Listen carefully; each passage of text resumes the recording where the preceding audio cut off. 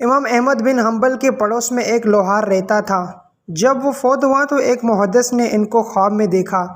پوچھا کہ فرمائیں کیا معاملہ پیش آیا؟ لوہار نے کہا کہ مجھے امام احمد کے برابر درجہ ملا ہے اور اللہ مجھ سے راضی ہے۔ وہ محدث بڑا حیران ہوا کہ یہ تو ایک عام سا دنیا دار لوہار تھا، جبکہ امام احمد تو دین و دنیا کے مسائل سمجھاتے، قرآن و احادیث کا علم پھیلاتے، کتنی مشکلات کا سامنا کیا۔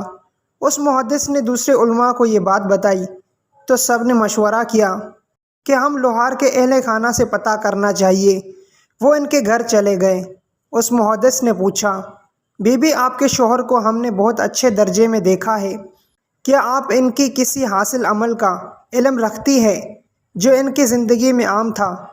لوہار کی بیوی نے کہا کہ میرا شوہر کوئی خاص عمل نہیں کرتا تھا، وہ ایک دنیا دار انسان تھا، سارا دن وہ لوہے کا کام کرتا تھا۔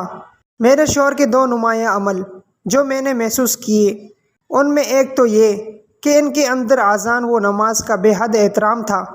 اگر لوہے پہ ضرب مارنے کے لیے کبھی ان کا ہاتھ اوپر ہوتا اور اسی وقت اللہ اکبر کی آواز آتی تو آپ اسی وقت اپنا ہاتھ نیچے کر لیتے، وضو کرتے اور نماز پڑھنے چلے جاتے۔ دوسری بات یہ کہ میرے شوہر سارا دن دکان پہ مصروف ہوتے، رات کو ہم چھت کے اوپر سوتے۔ ہمارے پڑوس میں امام احمد بن حنبل رہتے تھے جو ساری رات قرآن کی تلاوت کرتے۔ میرے شوہر حسرت سے ان کی طرف دیکھتے اور ٹھنڈی آہیں بھرتے اور اللہ سے دعا کرتے کہ یا اللہ میں بے حد غریب انسان ہوں، آپ سے میرا کچھ چھپا نہیں، اگر میری کمر ہلکی ہوتی تو میں بھی اس طرح امام صاحب جیسی ساری رات قرآن پڑھا کرتا تھا۔ کبھی کبھی میرے شوہر یہ دعا کرتے ہوئے رونے لگ جاتے۔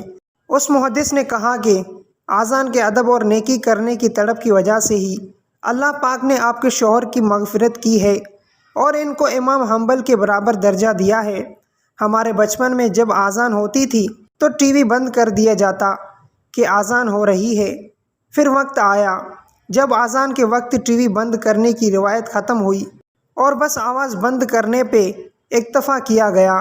وقت گزر گیا اور آج اذان بھی ہو رہی ہوتی ہے اور اذان کا قدر بھی نہیں ہوتا۔